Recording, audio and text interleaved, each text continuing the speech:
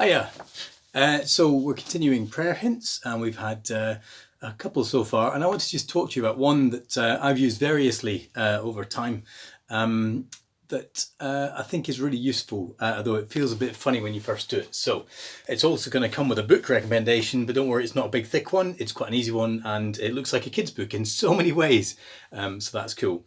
I'm going to talk to you about a way of praying that you can do on your own, but also that you can do as a family. And that actually we kind of do as a game sometimes at ours, although we don't necessarily carry it through completely. So the theological term for what I'm going to talk to you about is the prayer of Examen. That's Examen. And it is one that came out of the Catholic Reformation, dates wise difficult, but something like the 16th century, 17th century, something like that.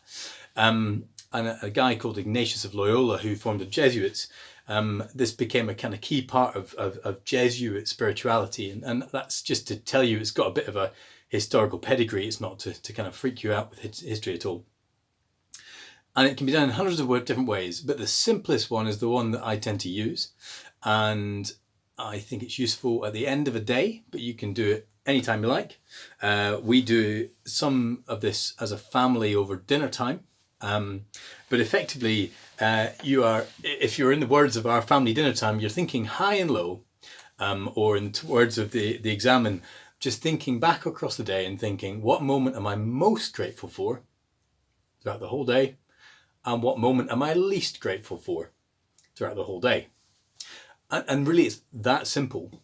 And it's, I guess, it feels a little bit like mindfulness in some ways, except for the fact that we will move it on slightly.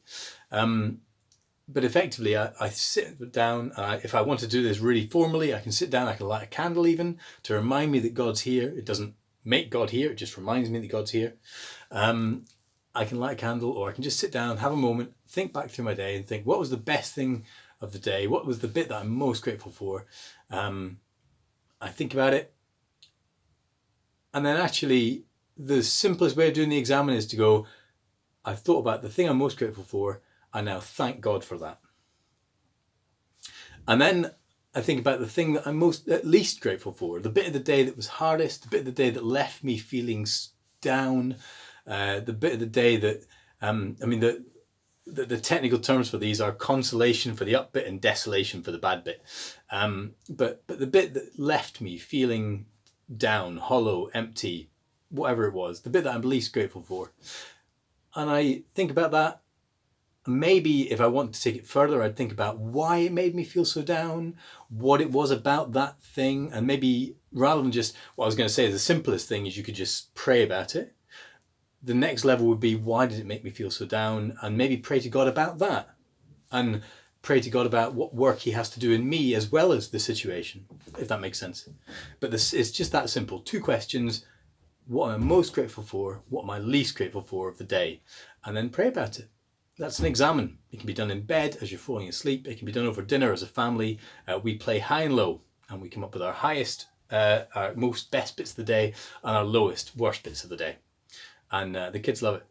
So there you go. That's an Examen, just as a recommendation, a way of thinking about prayer, bringing God into your daily life. So give it a go. I recommend it. I think it's good. It helps us to be thankful for the things that we should be thankful for, and it helps us to see God in our daily lives. Have a good day.